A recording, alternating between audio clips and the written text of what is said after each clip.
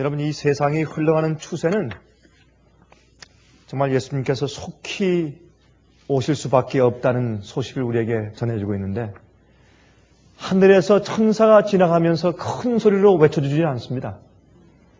우리의 양심의 소리를 통해서 역사하시고, 또 이미 주어진 말씀을 연구해서 우리 마음 가운데 확신케 하시고, 또 예언의 성취를 보면서 우리 스스로가 마음 가운데 경각심을 갖도록 그렇게 하십니다.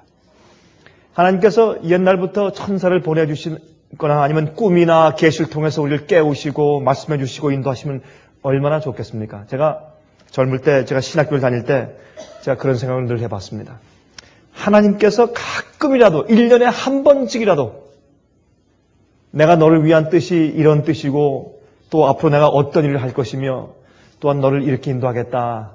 넌 이 길로 가라. 이렇게 해라. 그런 말씀을 좀 한 번씩이라도 좀 들려주시고 우리 마음으로 좀 초자연적이나 아니면 우리 눈으로 볼 때 이건 도무지 의심할래야 의심할 수 없을 정도로 주님께서 우리에게 현시해 주시면 얼마나 좋겠는가.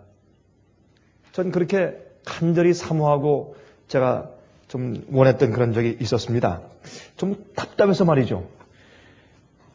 왜냐하면 성경 말씀에 있는 말씀만 가지고는 제 마음 가운데 양이 안 차더라고요. 솔직히 그때 좀 더 확실한 증거가 있으면 좋겠어요. 그래서 제가 참 지금 돌아보면 참 우스운 얘기인데 제가 한 1년 동안 하나님께서 제게 천사를 한 번만 보게 해달라고 제가 기도한 적이 있습니다. 한 1년 동안. 제가 간절하게. 지금 비디오를 통해서 제 설교를 듣는 분들은 상당히 이상하게 생각하실 거예요. 그래서 제가 천사를 만나지 못했습니다. 지금까지 한 번도. 자, 그렇지만 그때 한 1년 동안 간절하게 제가 신학교 다닐 때 내가 이제 말씀을 전하는 사람이 되기 위해서 좀 더 마음 가운데 확신이 있기 위해서 그렇게 좀 기도한 적이 있는데 주님께서 저한테 천사를 그 수십억의 그 천천만만의 천사가 있는데도 한 명을 저한테 보내주시지 않더라고요. 왜 그렇게 하셨을까? 근데 이제 우리가 그러한 일에 기대기 시작하면 어떤 사람들은 가끔 이런 얘기를 합니다. 아, 하나님께서 내게 성령으로 말씀하셨는데 이런 얘기. 또 내가 꿈을 꾸었습니다. 내가 어떤 음성을 들었습니다. 내가 갑자기 어떤 경험을 했는데 그건 틀림없이 천사였습니다. 그런 경험을 우리가 하길 좋아하고 그런 말을 하기 좋아하고 또 그렇게 되기를 우리가 상당히 기대합니다. 그러나 여러분, 하나님께서 우리를 구원하시는 것은 그렇게 하시는 것이 아닙니다. 우리 마음을 다루시고 우리 양심을 다루시고 우리의 품성을 다루시기 때문에 하나님께서 어떤 종류의 모종의 이 능력을 발휘해서 모종의 우리를 강요하셔서 우리를 끌고 가게 하시는 우리의 선택과 우리의 의지로 우리 자유의 선택으로 우리가 굴복하고 우리가 선택하고 우리가 받아들이고 그렇게 해서 우리가 결정한 것들이 아닌 모종의 하나님께서 우리를 푸시해서 강요해서 하신 것 같은 어떤 그런 것들은 주님께서 하시지 않는 것입니다. 우리 인류 전체를 인도하기 위해서 주님께서 계시를 주시고 인도하시고 예언을 미리 주셔서 성취케 하시는 것은 사실이지만은 그럼 우리 각자 개인들의 구원 문제에 있어서 그렇게 개입하시는 것이 아닌 것입니다. 그럼 우리가 이 세상을 볼 때 이 세상 역사의 마지막에 국면에 가서 어떻게 됩니까? 로마 교회의 흐름과 또 미국이 큰 구렁을 넘어서 서로 손을 잡는 이런 이야기와 둘째, 요한계시록 13장에는 두 번째 나온 짐승이 첫 번째 나온 짐승을 위해서 우상을 만들어주고 짐승의 표를 만들어주고 강요해주고 그리고 이 마지막 시대 엄청난 천연적인 재해 때문에 세상에 있는 사람들도 이젠 더 이상 세상에 오래 갈 수가 없겠다. 또 많은 사람들의 심령이 지쳐 있어서 더 이상 이제 오래 가지 말고 좀 끝났으면 좋겠다. 하늘은 이미 지쳐 있는데 땅도 지쳐 있는 이제 그런 이제 그런 생활. 미국에 대한 예언의 움직임, 정치적인 움직임 이런 모든 것들이 요즘처럼 이렇게 아주 정말 이 퍼즐이 맞듯이 정확하게 정확하게 그렇게 톱니바퀴가 맞듯이 정확하게 이렇게 맞아서 돌아가는 때가 과거에 언제 있었습니까? 너무나 분명한 그런 이제 시대의 징조들을 우리가 보는 것입니다. 이럴 때일수록 여러분 마지막에 큰 태풍이 오기 전에 조용함이 있습니다. 고요함이 있다가 갑자기 태풍이 오는 것처럼 이제 지금 그러한 시대에 우리가 살고 있는 것입니다. 이러할 때 우리가 지치지 말아야 합니다. 견디는 마음이 있어야 합니다. 견디는 마음. 그래서 예수께서 말씀하기를 너희가 나를 따라오려거든 너희가 내 제자가 되고 싶거든 자기를 부인하고 자기 십자가를 지고 와서 나를 쫓아라 이렇게 말씀합니다. 십자가를 지고 가는 것은 꾸준한 견디는 일입니다. 자기를 항상 죽이는 데 내어주는 일입니다. 누가복음 9장 23절에 말씀하기를 또 무리에게 이르시되 아무든지 나를 따라오려거든 자기를 부인하고 날마다 제 십자가를 지고 나를 쫓을 것이니라 그랬습니다. 마가복음 8장에도 같은 말씀을 하셨는데 특히 마태복음 16장을 좀 펴서 보십시오. 오늘은 제가 마태복음 26장의 말씀을 가지고 좀 말씀을 좀 드리려고 합니다. 마태복음 16장입니다. 마태복음 16장 24절부터 이런 말씀이 있습니다. 이에 이런 일이 있은 다음에 그때에 그런 말이죠. 여러분 성경을 연구할 때 이런 하나하나 부사나 전치사나 어떤 대명사 같은 것들을 우리가 주의 깊게 보는 것이 좋은 것이 어떤 사건들이 전개될 때 그것이 서로서로 물고 가는 서로서로 연결되는 고리이기 때문에 이런 것을 읽는 것이 좋습니다. 이에 바로 그 전에 있는 사건이 있으면 바로 그때에 예수께서 제자들에게 이르시되 아무든지 나를 따라오려거든 자기를 부인하고 자기 십자가를 지고 나를 쫓을 것이니라 그랬습니다. 그러니까 이 말씀을 하신 배경이 뭐냐 말입니다. 어떤 상황에서 이 말씀을 하셨는가 하는 것을 우리가 이해하는 것이 좋겠습니다. 왜 예수님의 제자가 되는 일과 십자가를 지는 일이 밀접한 관계가 있을까요? 왜 자기 십자가를 지고 따르지 않으면 구원이 없겠습니까? 그 이유가 어딨냐 말입니다. 왜 십자가를 져야 하는가 하는 것이 지금 있습니다. 여러분 이 말씀의 좀 배경을 좀 보십시다. 지금 예수님을 향한 그 핍박과 위협이 점점 심해집니다. 그래서 12 제자들은 지금 그것을 느끼고 지금 마음 가운데 꽤 불안스러운 그런 지금 세월들을 보내고 있는 때입니다. 이제는 꼭 죽을 것만 같은 상황이 올 것 같습니다. 지금 그런 상황인데 예수님께서 그들과 함께 갈릴리 서북 쪽에 있는 가이사랴 빌립보란 지방에 이제 가셔서 거기서 예수님께서 그들을 불러 모으시고 이렇게 조용히 질문을 하십니다. 사람들이 나를 무엇이라고 그렇게 부르느냐? 사람들이 내가 누구라고 생각을 하느냐라고 물었습니다. 그러니까 그들이 이제 집회하면 사람들이 와가지고 예수님에 대해서 이제 그렇게 짐작하고 추측한 그런 모든 소문을 지금 설명합니다. 어떤 사람들은 예수님이 바로 침례 요한이 죽었다가 살아났다고 그렇게 말합니다. 어떤 사람은 아니다. 하늘로 승천했던 엘리야가 다시 내려온 것이다. 그렇게 말하는 사람도 있고 어떤 사람은 죽었던 예레미야가 부활한 것이다. 이렇게 예수님에 대한 퍼셉션, 예수님에 대한 그들의 이해에 대해서 말하는 소문들에 대해서 그들이 말을 합니다. 이 예수님을 특별한 선지자요 어떤 사명을 가진 분이라고까지는 그들이 이해한 것입니다. 그러나 아직 그들이 예수님께서 메시아이신 것을 그들이 모릅니다. 왜 그럴까요? 예수님께서 당신이 메시아이신 것을 아직까지 공포하시지 않은 겁니다. 여러분 그 당시 사람들은 누가 메시아다 그렇게 말하기를 두려워했던 것은 메시아는 자기가 내려와서 자기가 메시아인 것을 밝히고 공포할 것이라고 생각했어요. 특별히 예루살렘 성전 꼭대기에서 뛰어내리면서 내가 메시아다 이런 말을 할 것이라는 그런 전설이 많이 있었습니다. 그래서 저분이 메시아인가 하는 그런 기대를 가지고 있지만 그러나 메시아다라고 하는 말은 그 당사자가 공포할 때까지 기다리는 것이 그들의 유전이었습니다. 그 당시. 이렇게 말할 때 예수님께서 말씀했습니다. 자, 그러면 이제 내가 다시 묻겠다. 너희는 나를 누구라고 하느냐? 너희는. 그렇죠? 성경에 대해서, 그리스도인 생애에 대해서, 성화에 대해서, 거듭남에 대해서, 칭의에 대해서, 완전함에 대해서, 죄의 승리에 대해서, 예수의 재림에 대한 준비에 대해서 우리가 말을 많이 합니다. 이렇게 말하고 저렇게 말하고 누군 이렇게 설명하고 저렇게 설명하고 어떤 학자는 이렇게 말하고 어떤 목사는 이렇게 설교하고 어떤 사람들은 내가 이런 경험을 했다고 말을 하지만 그러나 중요한 것은 예수께서 말씀하기를 너는 어떻게 믿느냐? 너희들은 나를 누구라고 생각하느냐? 그때에 베드로가 참 명쾌한 답변을 합니다.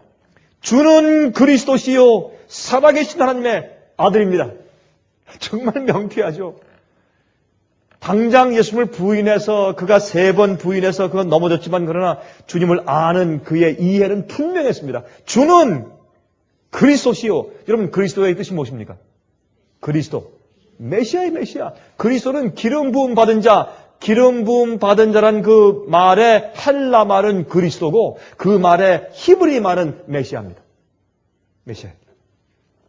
주는 메시아입니다. 살아계신 하나님의 아들이십니다. 구약 성경에 그 수백 번 예언된 정확한 그 메시아입니다. 그러면서도 메시아가 이 땅에 오셔서 십자가에 돌아가시고 고난당하실 것을 그가 몰랐습니다. 왜? 그 당시에 예언 해석이 잘못됐기 때문에. 그들은 아직까지도 예수님을 따르면서 유대교에서 출교당했지만은 아직까지도 유대인들이 가르치는 유전에서 완전히 벗어나지 못했습니다. 오늘날도 많은 그리스도인들이 그런 입장에 있는 것입니다. 그때 예수님께서 마태복음 16장 20절에 말씀하기를 이에 제자들을 경계하사 자기가 그리스도인 것을 아무에게도 이르지 말라 하시니라 그랬습니다. 예수님께서 나귀를 타시고 예루살렘 성을 입성하셨죠. 그때까지는 예수님께서 절대로 그 말을 하지 말라 그랬습니다. 왜? 그것은 여러분 그 당시에 이 스가랴서에 보면은 그 예언하기를 메시아는 나귀를 타고 입성한다고 되어 있습니다. 예수님께서 당신이 메시아인 것을 그렇게 드러내시는 그 순간까지는 자기의 정체를 드러내지 말도록 하셨습니다. 왜요? 그 당시에 정치적인 메시아관에 의해서 그러한 기대와 대접을 받지 않으시려고 하신 것이고 두 번째, 불필요하게 죽음이 더 빨리 오지 않도록 하시기 위해서 주의하신 것입니다. 빨리 돌아가시면 예언이 성취 안 됩니다. 정확하게 AD 31년도 니산 14일 날 6월절 양이 죽는 그 시간에 정확하게 돌아가셔야 예수님께서 성경 예언적으로 메시아인 것이 증명되지 않습니까? 그 이후에 아무도 부인할 수 없게 예수님께서 성경이 예언한 메시아인 것이 증명되는 것입니다. 예수님께서 그래서 그 예언을 성취하기 위해서 상당히 조심하셨습니다. 이런 일을 말씀하신 다음에 그 바로 이 일이 있은 직후에 예수님께서 드디어 메시아의 길을 설명하십니다.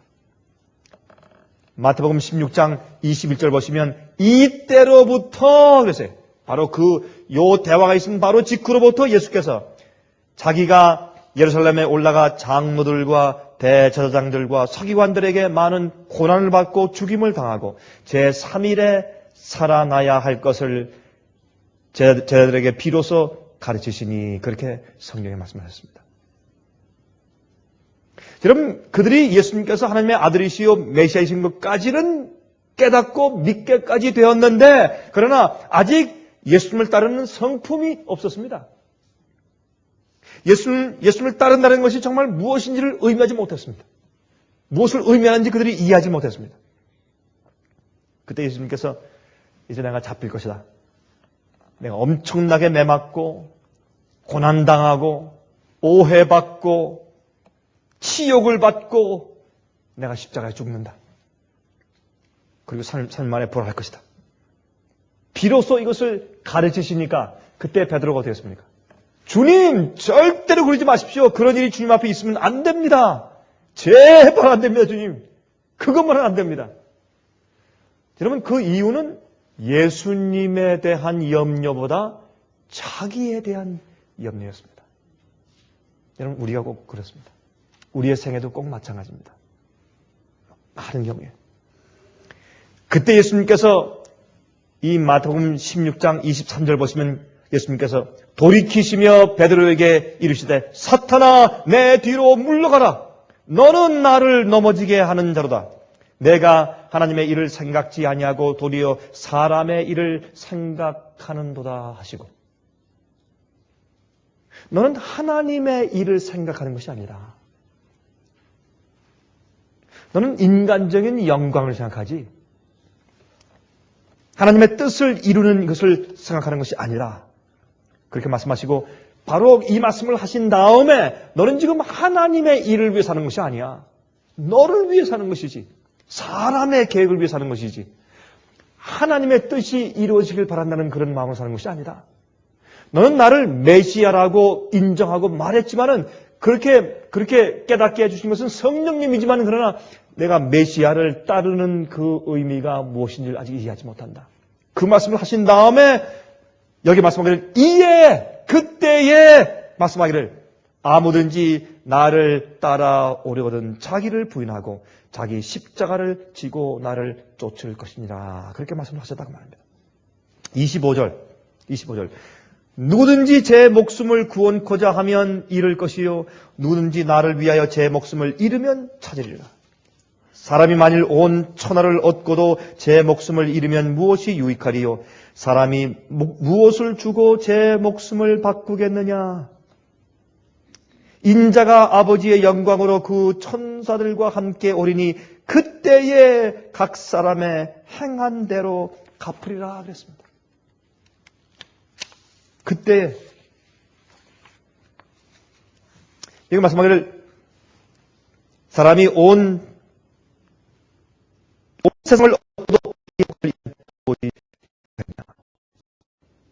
사람이 자기 목숨을 구원코자 하고 애를 쓰면 자기가 세상에서 자기 생명을 위하고 자기 평판 위하고 자기 이익을 위하고 자기 자식을 위하고 자기의 무엇을 위해서 막 바둥거리고 애를 쓰면 목숨을 잃어버릴 것이요. 그러한 주 앞에 자기 생애를 주 앞에 맡겨버리고 자기 생명을 없애버리면 자기 목숨을 잃어버리면 그런 자는 그 목숨을 찾을 것이다. 그렇죠. 우리 병에 걸려도 보면 살려고 파탄거리면 죽더라고요. 근데 주 앞에 맡기고서 나 죽겠습니다 주님. 내 영혼을 받아주십시오 하고 편안한 마음을 가지고 주님의 뜻대로 내 생활을 바꾸면 회개하면 살더라고요. 병이 낫더라고요. 보니까. 심지어 우리 육신도 그런데 우리 영혼도 그래. 영혼도 내가 죽으면 죽고 어려우면 어렵고 망하면 망하고 주의 뜻대로 살다가 뭐 욕먹으면 욕먹고 정말 완전히 다 맡겨버리고 그러면 그렇지 그래서 어떠단 말이야. 하는 그런 생각으로 주 앞에 맡겨버리면 그럼 살아요. 그런데 그냥 자기 있는 어떤 것을 그저 끌어안고 그것 놓치기 싫어서 파든거리면 죽어요. 다 놓쳐요. 사실 그렇습니다. 그래서 우리가 여기 말씀 가운데 무엇을 이해하느냐면 주님께서 말씀하기를 우리가 우리 소원을 위해 사느냐 아니면 하나님의 뜻과 말씀을 위해 사느냐 그것이 이슈라 그 말입니다. 주님께서 그 말씀을 지금 하고 계신 것입니다. 너희가 무엇을 위해 사느냐. 제가 좀 전에 읽은 것처럼 인자가 아버지의 영광으로 그 천사들과 함께 오리니 그때에 각 사람의 행한 대로 갚으리라. 베드로야, 너는 내가 메시아가 죽어서 사람들의 기대를 허물어뜨리고 인간의 인기와 영광이 없어지고 참 어려운 가운데 처하는 너의 모든 기대를 전부 다 무너뜨리고 실망 가운데 빠지는 것 때문에 참 두렵지. 그러나 베드로야, 내가 가지는 보상은 내가 하늘의 영광을 가지고 왕권을 가지고 이 땅에 다시 올 때다. 지금이 아니야. 그때야. 그 말씀을 지금 하시는 것입니다. 그리고 그 뒤에 말씀하기를 진실로 너희에게 이르노니 여기 섰는 사람 중에 죽기 전에 인자가 그 왕권을 가지고 오는 것을 볼 자들도 있느니라. 참 이상한 얘기예요. 여기 말씀하기를 너희 가운데 죽기 전에 내가 그 왕권을 가지고 내 보상을 가지고 오는 것을 볼 자가 있다. 아니 그러면 예수님 말씀이 잘못됐습니까? 그는 다 죽었지 않습니까? 죽은 지가 2000년 됐는데 아직도 예수께서 왕권을 가지고 오시는 그 모습이 없는데 이게 어떤 뜻입니까? 잘못된 말씀입니까? 그게 아니고 17장을 보시면 17장의 1절부터 보시면 예수님께서 바로 그 후에 예수님께서 엿새 후에 예수님께서 이 변화산 위에 올라가셔서 변화함 받으시고 엘리야와 모세가 내려와서 예수님 옆에 서 있는 것을 그들이 보았지 않습니까? 베드로와 요한과 야고보가. 예수께서 말씀하시길 너희들 중에 누구는 내가 왕권을 가지고 오는 것을 볼 것이라. 이게 여러분 무슨 뜻입니까? 예수님께서 우리에게 이 땅에 대한 우리의 기대와 보상을 전혀 가지지 말 것을 주께서 분명히 말씀을 해주신 다음에 그래도 우린 약하니까 주님께서 무엇을 가끔 보여주십니까? 하늘의 영광을 가끔 보여주십니다. 우리 생애 가운데 즐거움을 주시고 보람을 주시고 정말 주님께서 살아계시구나 하는 그런 놀라운 경험을 가끔 주셔서 우리가 완전히 넘어지지 않도록 해주시는 것을 위해서 전 주 앞에 참으로 감사합니다. 주님의 은혜입니다. 주께서 우리가 쓰러지려고 할 때쯤 되면 주님께서 요거 조금 보여주시고 저거 좀 보여주시고 이런 일을 주시고 저런 일을 주셔서 우리에게 용기를 주시고 일으키세요. 여러분들도 그런 경험을 하시죠? 꼭 그렇게 하세요. 틀림없어요. 이런 문제에 어려움이 오면 하도 제가 경험을 해보니까 이런 이 편에 문제가 생기면 주님께서 또 다른 편에 무슨 보상을 주시려고 또 지금 고통을 주시나 그런 생각이 되고 또 한편에 고통이 오고 십자가와 어려움이 오면 또 다른 편에서 무슨 또 주님께서 축복을 주시려고 하시나 그렇게 기대하게 돼요. 그게 우리 주님이세요. 우리를 잘 아시는 하나님.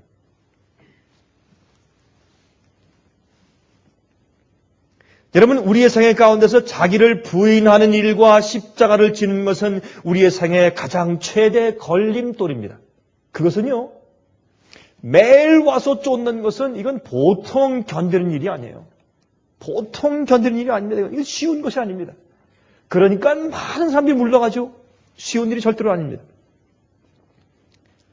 자기 자신을 사랑함과 아니함을 사랑하는 자신의 뜻과 예수님의 뜻은 서로 항상 앙숙이에요. 원수입니다. 항상 충돌합니다. 그래서 주님께서 우리에게 계명과 규칙을 주신 것입니다. 원칙을 주신 것입니다. 이런 계명들과 규칙들을 주신 이유는 학교에서 규칙들과 규정들로 학생들을 지도하는 이유와 똑같습니다. 그 이유는 잘못 길들여진 생각들과 습관들을 의로움으로 회복시키기 위한 길잡이에요. 학교 규칙을 딱 해가지고 안 돼, 벌칙을 하면 어떻게 해요? 학생들이 자기 마음속에 자기가 길들여진 습관과 자기 마음속에 있는 죄의 속성과 자기의 소원과 그것이 어떻게 딱 부닥들여서 전쟁하는 것입니다. 그때 자기를 꺾어야 돼요. 꺾지 않으면 퇴학이에요. 꼭 마찬가지 이유입니다. 주님께서 우리에게 계명을 주신 것은 우리 마음속에 있는 우리 죄의 습성과 우리 자신이 원하는 것들과 투쟁을 일으키는 것이에요. 그때 우리가 어떻게 해요? 꺾어야 합니다. 우리가 꺾어져야 합니다. 우리가 주 앞에 죽어야 합니다. 그래서 순종은 우리의 희생을 요구하며 십자가를 지는 일을 요구합니다. 자기를 죽여야 합니다. 그것이 십자가를 지는 것입니다. 자기를 부인하고 자기 십자가를 지고 와서 나를 쫓아라. 항상 우리에게 십자가가 있어요. 내 속에 하나님의 온전한 뜻을 따를 마음이 전적으로 잊지 못하고 내 속에 죄의 본성이 살아있는 한, 내 속에 죄의 기질이 있는 한 항상 우리가 져야 할 십자가가 있습니다. 항상 우리가 선택해야 할 전쟁과 싸움이 있는 것입니다. 영적으로. 우리의 본성의 자연적인 경향은요, 하나님의 뜻과 요구와 항상 충돌하고 있다고 말입니다. 우리가 양심적으로 알고 있는 하나님의 완전한 뜻과 상충되고 있습니다. 그러할 때에 우리가 무엇을 선택하는가 하는 것이 바로 우리의 성품이에요. 우리가 어떤 충동을 느끼는가가 아니고 우리가 그런 충동과 그런 것이 있을 때 우리가 어떻게 주의 말씀에 꺾어서 우리가 주의 편에 서서 주님의 뜻을 택하는가 하는 것이 바로 우리의 성품이다 그 말입니다. 힘든 상황들과 성가신 일들이 자꾸 생겨서 우리가 테스트를 당하게 되죠. 시험 당하게 되고 유혹 당하게 되고. 그래서 우리의 모든 것을 예수님의 발 앞에 굴복하며 따라가는 것이 그리스도인들의 삶입니다. 심지어 여러분 우리 잘 알지만 좀 펴서 보십시다. 고린도후서 10장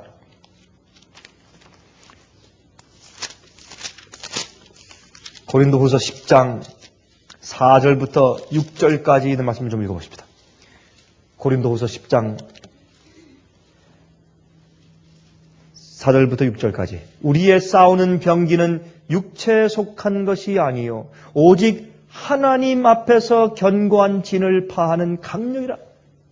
주님께서 우리 속에 역사하시는 강력한 성령의 능력이에요. 모든 이론을 파하며 하나님 아는 것을 대적하여 높아진 것을 다 파하고 모든 생각을 사로잡아 그리스도에게 복종케 하니. 이게 예수님께서 우리 속에 역사하시는 구원의 강력한 능력이에요. 주님의 뜻을 우리가 알아요.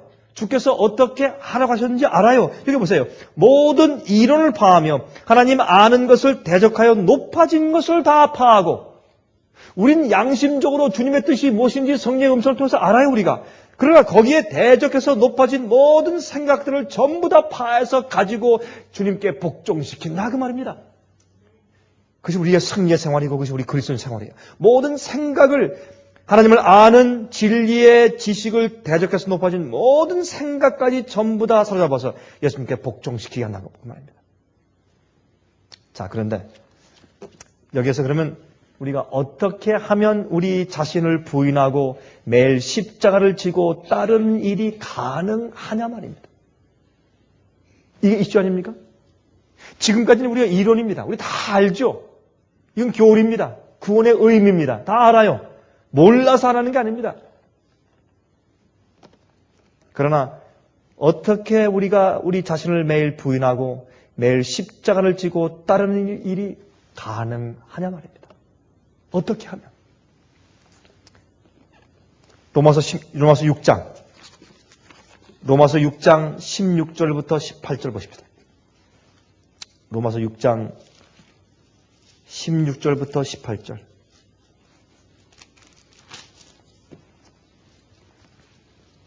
너희 자신을 종으로 들여 누구에게 순종하든지 그 순종함을 받는 자의 종이 되는 줄을 너희가 알지 못하느냐?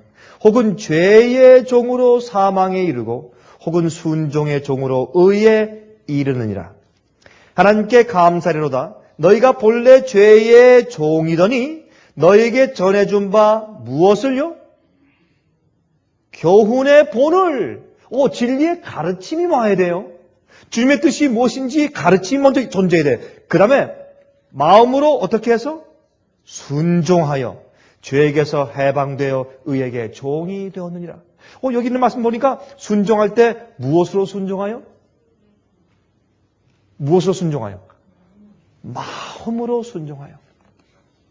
마음으로 순종하여.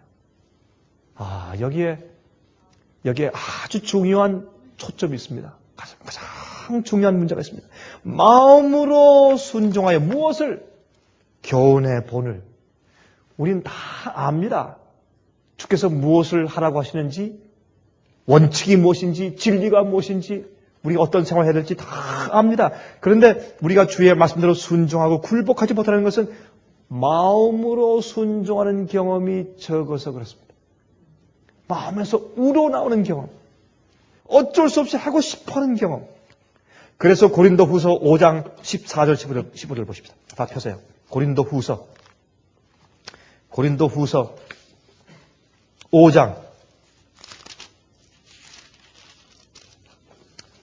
5장 14절 15절. 그리스도의 사랑이 우리를 어떻게 하시는도다? 강권하시는도다. constrain us. 우리가 생각한데 한 사람이 모든 사람을 대신하여 죽었은즉 모든 사람이 죽은 것이라. 저가 모든 사람을 대신하여 죽으심은 산자들로 하여금 다시는 저희 자신을 위하여 살지 않고 오직 저희를 대신하여 죽었다가 다시 사신 자를 위하여 살게 하려 하심이라 그랬습니다. 주의 사랑이 우리를 강권하신다.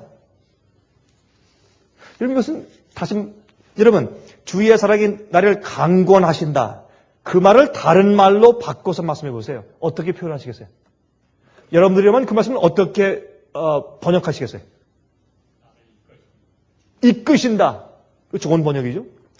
주님께서 주의 사랑이 날 이끄신다. 강권하신다. 또요. 또 어떻게 이걸 여러분 같으면 어떻게 번역하시겠어요? 우리를 감동하신다. 좋은 얘기입니다. 또요?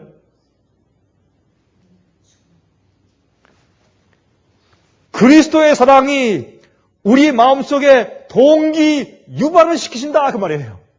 동기 유발. 하게 만든단 말입니다. 그런데 하게 만드는데 우리 몸은, 우리 육체는 하기가 싫어요. 그래서 뭐를 지고 오라? 자기 십자가를 지고 오라는 거예요. 많은 사람들은요, 주님을 따를 때 항상 우리가 즐겁고 좋고 원해 사는 줄 알아요. 그래서 어떤 때는 하기 싫어질 때, 어떤 때는 하고 싶지 않을 때, 어떤 때는 연약해서 안 할 때, 자기는 주님께로부터 버림받았거나 아니면 떨어졌거나 성령의 역사가 마음 가운데 없는 줄로 생각을 하는 것입니다. 그러나 예수님의 사랑을 생각할 때, 다시 그것을 리마인드하고 상기할 때 우리 마음 가운데 동기 유발이 된단 말입니다.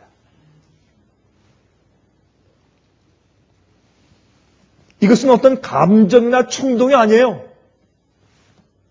이것은 성화된 의지의 결정이지, 우리의 결정의 의지에. 자기 자신에 대해서 죽고 예수님을 위해서 다시 살아난 사람은 온 마음과 뜻과 정성을 다해서 주님의 뜻을 따르도록 결정하는 것입니다.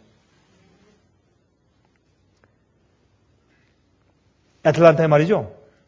애틀란타에 살고 있는 제임스 리브스는 월남 전쟁 시에 이런 경험을 했습니다. 같이 이제 방공호 같은 참호 속에 있었는데, 그때 이 배통에 던진 폭탄이 굴러와서 딱 떨어졌습니다. 거기 있는 사람들이 이제 몽땅 다 죽는 것입니다. 그때 그와 아주 절친했던 친구 가운데 한 사람이 그냥 뛰어서 몸을 날려서 그 폭탄이 자기 몸을 덮었습니다. 그래서 그 친구가 몸이 산산조각 나서 죽었습니다. 근데 그 사람은 아주 훌륭한 기독교인이었어요. 예수를 믿는 사람이었습니다. 가끔 이 제임스 리브스가 그를 놀렸습니다. 그런데 그의 정말 즉각적인 희생을 보고 깜짝 놀랐습니다. 그는 전쟁을 끝나고 집에 돌아왔어요. 돌아왔는데 그 모습이, 그 모습을 본 것이 마음속에서 사라지지 않는 것입니다. 너무나 충격과 감동이었기 때문에 어떻게 그럴 수가 있었을까? 그래서 그는 간증하기를 자기가 돌아온 다음에 도무지 그 다음부터 자기 자신을 위해서 살 수가 없더래요. 안 되더래요. 내가 어떻게 이제 빌려 사는 것인데 그 친구가 자기가 죽고 대신 날 살렸으니 내 삶은 빌린 삶이고 그 친구의 생명을 대신 살아주는 것인데 어떻게 내가 날 위해 살 수 있는가? 그 양심이 너무 괴로워서 내가 이제 교회 가자. 교회 가서 말씀을 듣고 성경을 읽고 만약 그 친구가 지금 살아있더라면 어떻게 살았을까? 라는 것을 생각하면서 살기 시작해서 그는 전도하는 목사가 되었습니다.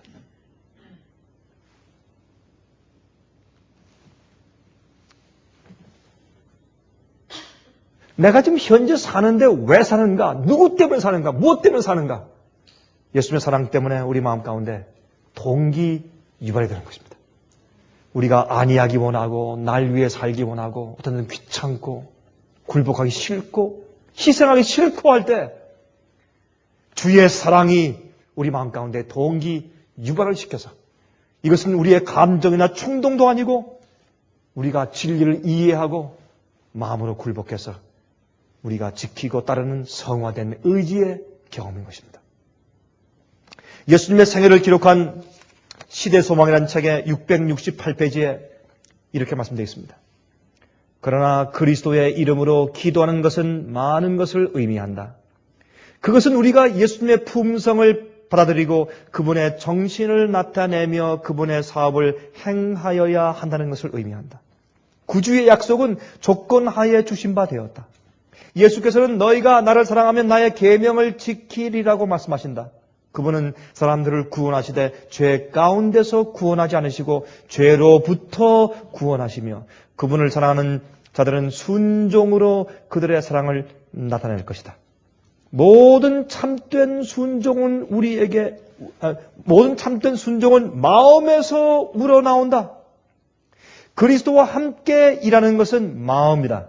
만일 우리가 동의한다면 그분은 우리의 마음과 정신을 당신의 자신의 것으로 간주하시고 우리의 사상과 목적을 당신의 뜻과 일치하도록 섞어 놓으실 것이다. 그리하여 우리가 그분에게 순종한다면 그것은 우리 자신이 받은 자극을 실행에 옮기는 데 불과하게 될 것이다. 세련되고 성화된 의지는 그분을 봉사하는 일에서 최고의 기쁨을 발견하게 될 것이다. 하나님을 아는 것을 특권으로 생각하고 우리가 하나님을 알 때 우리의 생애는 계속적인 순종의 생애가 될 것이다. 그리스도의 품성을 존중하고 하나님과 교제함으로 우리들은 죄를 미워하게 될 것이다. 주님의 사랑을 알고 마음의 동기가 변화받은 사람은 예수님의 생애의 동기를 담게 되어 있습니다. 주의 사랑을 보고 그 사랑이 우리 마음의 동기 유발시키기 때문에 예수께서 이 땅에 사실 때 그 마음의 동기와 소원이 바로 우리 것이 되는 것입니다. 왜? 우리가 굴복된 마음에 예수께서 당신의 마음의 동기를 우리 마음 가운데 섞어주시기 때문에 성령을 통해서. 네. 여러분, 예수님께서 십자가로 갈바리를 지시고 갈바리로 십자가를 지시고 가신 예수님의 마음의 동기가 무엇입니까? 예수님께서 십자가를 왜 지셨습니까? 갈바리에 가신 예수님의 마음의 동기가 무엇이었습니까? 그 동기가 여러분과 제가 예수를 따라가는 동기거든요. 왜요? 너희도 내가 십자가 진 것처럼 너희도 자기 십자가 지고 와서 나를 쫓으라 했으니까. 예수께서 십자가를 지신 그 마음의 이유와 동기가 바로 여러분과 제가 주님 따르고 십자가 지는 그 이유와 동기가 되어야 할 것이 아닙니까? 맞습니까? 그러면 예수님께서 왜 십자가를 지고 갈바리를 가셨나요? 왜요? 예? 그 이유가 우리가 가치가 있으니까요? 그건 아니죠. 우리가 무슨 가치가 있어서 하나님의 아들이 십자가에 가시겠어요? 아까워서 그렇게 하셨다. 그건 조금, 물론 우리가 죽지 않고 영원히 구원받아서 영원히 살면 우리의 이 생명의 가치는 어마어마한 것이죠. 그렇다고 할지라도 우리의 가치는 주님께서 또 창조하시면 되니까. 그건 큰 문제가 아니고 우리가 가치가 있어서도 아니고 하나님 자신의 어떠한 다른 유익을 위해서도 아니고 우리 죄인들을 구원하시기 원하시는 사랑 때문에 그렇죠? 그리고 하나님 아버지의 뜻을 이루시기 위한 사랑 때문에 그것밖엔 이유가 없어요. 그렇죠? 우리가 찬송가에서 부르는 것처럼 왜 날 사랑하나 왜 날 사랑하나 내 주님 갈바리 가시었네 왜 날 사랑하나 거의 이유가 없어요. 그래서 바울도 말하기를 그리스도의 사랑이 우리를 강건하신다. 우리의 동기 유발하신다. 말세가 되었다. 짐승의 평화란이 곧 온다. 이제 빨리 준비하자. 아닙니다. 예수님의 사랑이 우리를 강건하고 동기 유발을 하지 않으면 환난 통과할 수가 없습니다.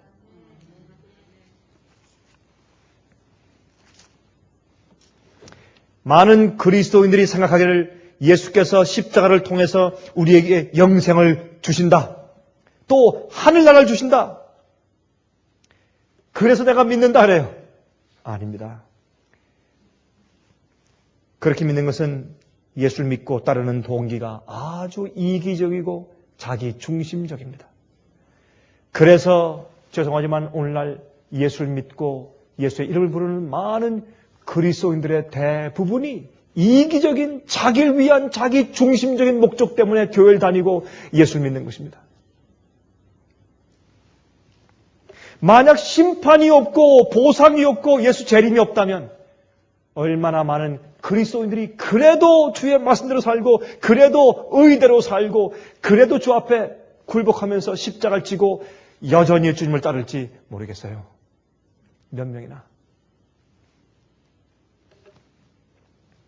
물론 하늘은 구원 얻은 의인들의 본향입니다. 또한 우리가 구원받는 그 결과로 영생하게 됩니다. 하지만 구원은 현재 경험입니다. 죄의 파워와 노예된 상태에서 해방되고 하나님의 명예와 영광을 위해 사는 것이 우리의 현재 구원의 경험입니다.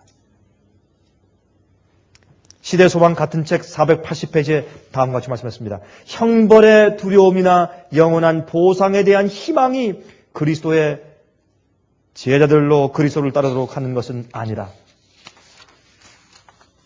우리는 베들레헴의 말구이로부터 갈바리의 십자가에 이르기까지 세상에서의 그의 순례 생활을 통하여 나타난 주님의 비할 데 없는 사랑을 보았다. 마음이 끌렸으며 영혼은 부드럽게 되고 또 정복되었다. 바라보는 자들의 마음속에 사랑이 일깨워진다. 그들은 그의 음성을 듣는다. 그리고 그를 따른다 그랬습니다. 이것이 예수님을 따르는 십자가를 지는 동기입니다. 우리를 구원하시겠다는 사랑과 하늘 아버지에 대한 사랑입니다. 그래서 요한복음 17장 3절에 말씀하기를 영생은 곧 유일하신 참 하나님과 그의 보내신 자 예수 그리스도를 어떻게 하는 것이라? 아는 것이라. 아는 것이라. 그래서 고린도전서 13장 1절부터 3절 가운데 있는 말씀은 우리 마음 가운데 새로워지는데 그 말씀 다시 읽어보면 내가 사람의 방언과 천사의 말을 할지라도 사랑이 없으면 소리나는 구리와 울리는 괭과리가 되고 내가 예언하는 능이 있어 모든 비밀과 모든 지식을 알고 또 산을 옮길 만한 모든 믿음이 있을지라도 굉장한 믿음이죠. 그러나 사랑이 없으면 내가 아무것도 아니요 내가 내게 있는 모든 것으로 구제하고 내 몸을 불사르게 내어 줄지라도 순교를 당할지라도 사랑이 없으면 내게 아무 유익이 없느니라. 아무 유익이 없다.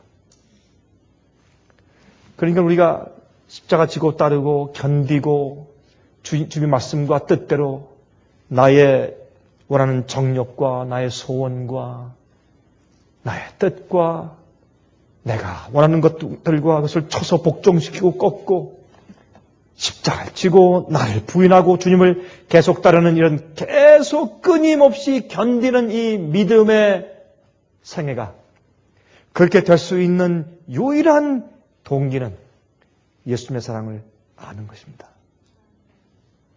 참 어떤 데 이렇게 얘기하면 참 꼭 빈말 같아요. 너무나 자명한 얘기고 너무나 올바른 얘기고 다 그건 모르는 사람이 세상에 어디 있어요. 다 아는데. 그런데 그래요. 그런데 이거밖에 없어요. 이것은 그 마음속에 있는 그 동기 유발이 너무 분명하기 때문에 자기 마음 가운데 어떤 느낌이 아니고 생의 분명한 노선이 의지의 결정이 있어요. 근데 사람들이 여기에 대해서 힘들거나 지치거나 불안하고 정말 내가 잘하는 것인가? 남들은 다 안 그랬는데 왜 나만 그래? 이렇게 되기 때문에 사람들이 무엇으로 자기 마음 가운데 있는 그 공허감을 대치하려고 애를 쓰냐면 감정이에요. 자꾸. 여러분 그래서 사람들은 말이죠. 자꾸 내가 과거에 어떤 경험을 했고 주님이 나를 어떻게 인도하셨고 난 어떤 증거가 있고 내가 어떤 간증이 있고 어떤 빛을 보았고 어떤 계시를 보았고 어떤 꿈을 꾸었고 내가 어제는 어떤 일을 할 때 갑자기 내 마음이 뜨거워졌고 이런 감정적인 내 마음 가운데 확정을 자꾸 추구하고 그것에 매달리려고 하는 그런 마음들이 많이 있는 것입니다. 그거 사실이에요. 주님께 올바른 마음을 가지고 나갈 때 주님께서 성령으로 우리 마음을 감동하시고 마음을 뜨겁게 하시고 주께서 우리 마음 가운데 가까이 오시는 것을 느끼게 할 때가 있어요. 그러나 항상 그런 것이 아닙니다. 많은 시간 동안에 우리가 십자가를 지는데, 여러분 십자가 질 때 어떻습니까? 십자가 지고 갈 때 재밌습니까? 감동적입니까? 뜨겁습니까? 행복합니까? 아니에요. 십자가 지면요, 남들이 야유를 해요. 내가 왜 이런가? 응? 어깨가 아프고 무겁고 쓰러지고, 그럼 일어나! 로마 군인이 또 채찍질하고, 그게 십자가 지고 가는 것이에요. 사람들이 자꾸 착각을 해요. 예수님을 따라 진리대로 사는 길은 우리 마음 가운데 항상 감동의 감정을 주는 길이 아닙니다. 그러나 그리스도의 사랑이 우리를 어떻게 한다고요? 강건한데 어떻게 한다고? 뭘 유발시킨다? 동기 유발시킨다. 이게 주님을 아는 거예요. 예수를 아는 것이 영생이에요. 주님을 어떻게 압니까? 주의 말씀을 읽고 주님을 생각하고 주님에 대해서 배우고 연구하고 주님의 생애를 명상하는 것입니다. 그것밖에 없어요. 다른 길이 없어요. 지루한 길이에요. 아, 주님 그거 받고 좀 화끈한 좀 다른 방법 없습니까? 다른 화끈한 방법이 없습니다. 그거밖에 없어요. 자연 법칙은요, 지구는요 24시간만 딱 돌아요. 한 번에 한 48시간씩 빨리 돌아가지고 빨리 끝나면 얼마나 좋겠어요. 근데 그렇게 안 해요. 꼭 24시간, 1000년 전도, 5000년 전도, 지금도 똑같이 24시간만 또 그냥 계속 그 시간만 돌아요. 참 지루해요. 여러분이시여, 그러므로 우리 마음 가운데 동기 유발할 수 있는 것은 내가 아는 그리스도의 사랑입니다. 그냥 그리스도 사랑이 아닙니다. 내가 알고 이해하고 경험한 예수님 사랑입니다. 그래서 차이가 있다 그 말입니다. 차이가. 그러므로 히브리서 12장 1절부터 4절 가운데 말씀하기를, 이러므로 우리에게 구름같이 둘러싼 허다한 증인들이 있으니 모든 무거운 것과 얽매이기 쉬운 죄를 벗어버리고 인내로서 우리 앞에 당한 경주를 경주하며 믿음의 주여 또 온전케 하시는 이인 예수를 바라보자. 저는 그 앞에 있는 즐거움을 위하여 십자가를 참으사, 예수님도 참았어요. 부끄러움을 개의치 아니하시고 하나님 보좌 우편에 앉으셨느니라. 너희가 피곤하여 낙심치 않기 위하여 죄인들의 이같이 자기에게 거역한 일을 참으신 자를 생각하라. 예수님을 생각하라. 너희가 죄와 싸우되 아직 피 흘리기까지는 대항치 아니하고 그랬습니다. 계속적으로 주님을 바라보는 일이에요. 생각하라. 우리의 구원의 주여 믿음의 주를 좀 매일 생각하고 바라보라. 연구하라. 우리의 생각들을 그곳에 고정시키는 일을 하라고 말입니다. 여러분, 이사야가 예수를 만났죠. 이사야가 예수를 만났을 때 이사야 6장에 어떻게 했습니까? 여러분, 이사야는 제사장이었습니다. 그가 한 번은 자기 이제 순번이 되어서 성소에 들어갔습니다. 성소에 들어갔는데 갑자기 성소에서 어떻게 해요? 주의 영광을 보았습니다. 계시를 보았습니다. 높은 보좌에 들려서 앉아 계신 하나님을 배웠습니다. 그 다음에 그게 어떻게 했습니까? 그때 내가 말하되 화로다 나여 망하게 되었도다.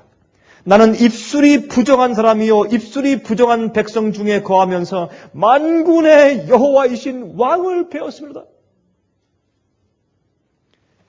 하나님을 보면 예수님의 그 은혜를 알고 주의 생애를 알고 주께서 왜 십자가를 지시고 그곳에 가셨는지를 내가 이해하면 우린 그런 말을 하게 됩니다. 화로다 나여 망하게 되었다. 나는 입술이 부정한 사람이요 입술이 부정한 백성 중에 거하면서 하나님을 배웠다. 어떻게 나 같은 자가 하나님을 배웠는가? 그래서 우리가 찬송을 부를 때 그런 찬송을 우리가 자주 흥얼거리고 부르지 않습니까?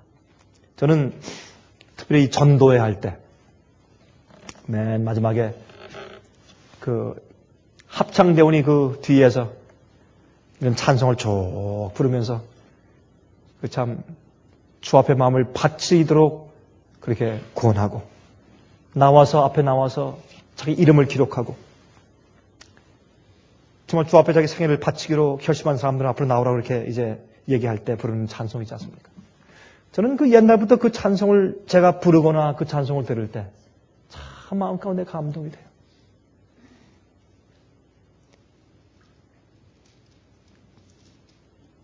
Just as I am without one plea. 그렇죠?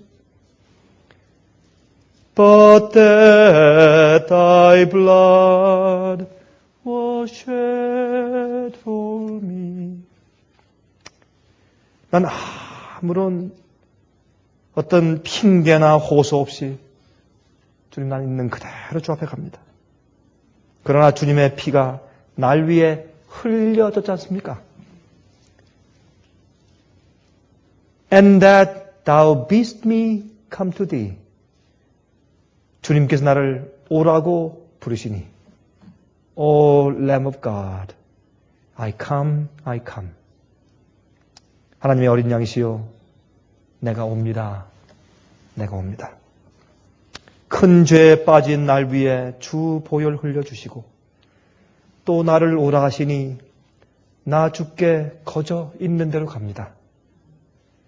그 사랑하신 범위가 한없이 크고 넓으니 나 방종할 맘 버리고 주께로 거저 갑니다.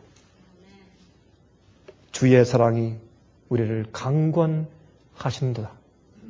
그래서 우리의 욕심과 우리의 뜻과 내가 원하는 것들, 내가 사모하는 것들, 또 내 자신 속에 있는 나의 죄의 본성과 내 소원이 주님의 뜻과 충돌할 때, 주의 명령과 충돌할 때 내가 주 앞에 내 자신을 꺾어 십자가에 못 박고 내 자신을 부인한 다음에 내가 십자가를 지고 주님을 따르게 된다고 말입니다. 이것은 주님께서 나를 얼마나 사랑하셨는지 믿음의 주이신 주님을 바라본 결과입니다. 그 다음에 주님께서 우리 마음 가운데 그러한 동기 유발을 주신 것입니다.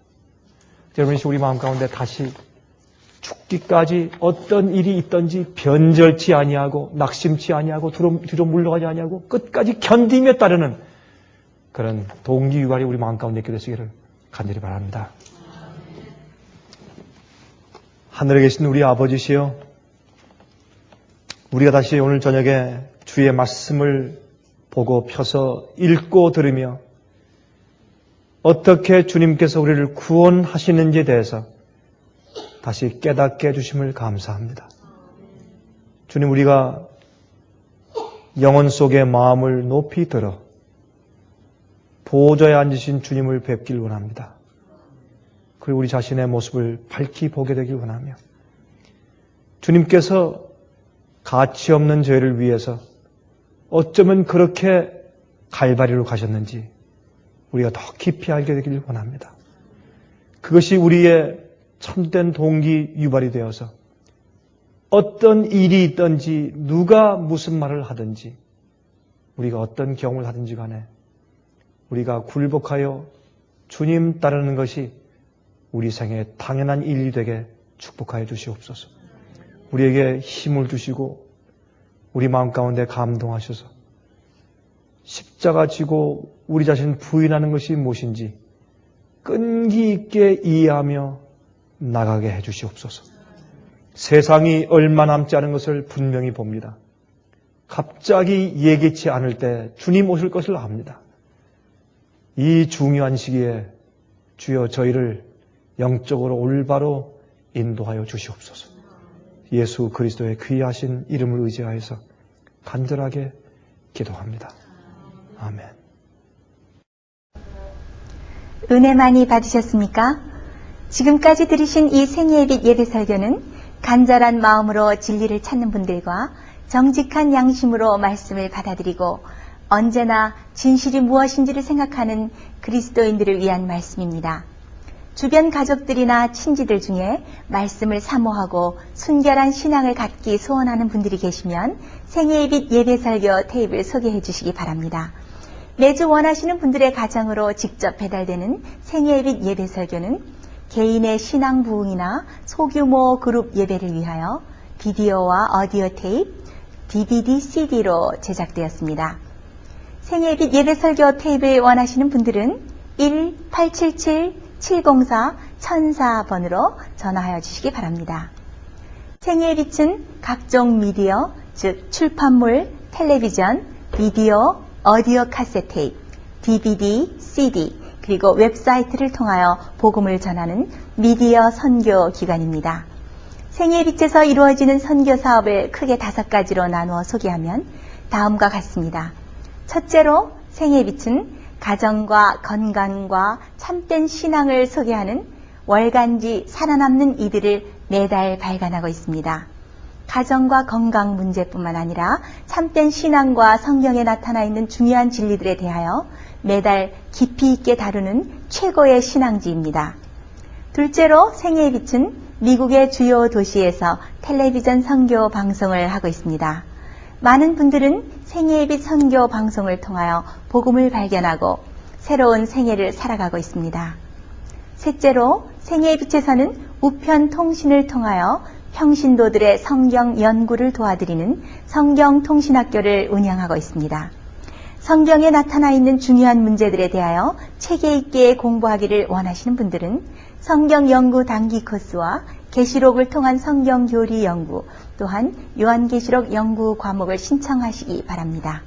교재 및 모든 비용이 무료인 생애의 빛 성경 연구 과정을 통하여 복음과 예언 문제를 가장 쉽고 체계 있게 공부하시기 바랍니다. 넷째로 생애의 빛은 예언 연구를 위하여 특별하게 제작된 비디오 시리즈를 나누어 드리고 있습니다. 성경 구약과 신약의 대표적 예언서인 다니엘서와 요한계시록을 처음부터 마지막까지 자세하게 해설해 드리는 예언 연구 비디오 시리즈를 통하여 많은 분들이 성경과 미래에 대한 새로운 시야를 가지고 살아가게 되었습니다. 마지막 시대의 복음과 비밀이 담겨져 있는 다니엘과 요한계시록 비디오 시리즈를 신청하셔서 새로운 영적 부흥을 체험하시기 바랍니다. 다섯째로 생애의 빛은 생애의 빛 원장이신 강병국 목사님의 예배 설교가 담겨져 있는 비디오와 오디오 테이프, DVD나 CD를 원하는 모든 그리스도인들에게 나누어 드리고 있습니다.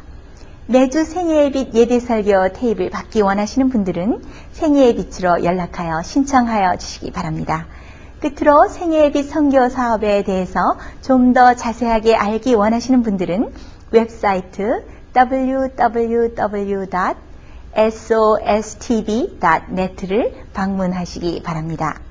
생애의 빛 웹사이트에는 지금까지 나온 모든 월간지와 비디오 테이프와 텔레비전 방송물들을 누구나 무료로 보실 수 있도록 준비되어 있습니다.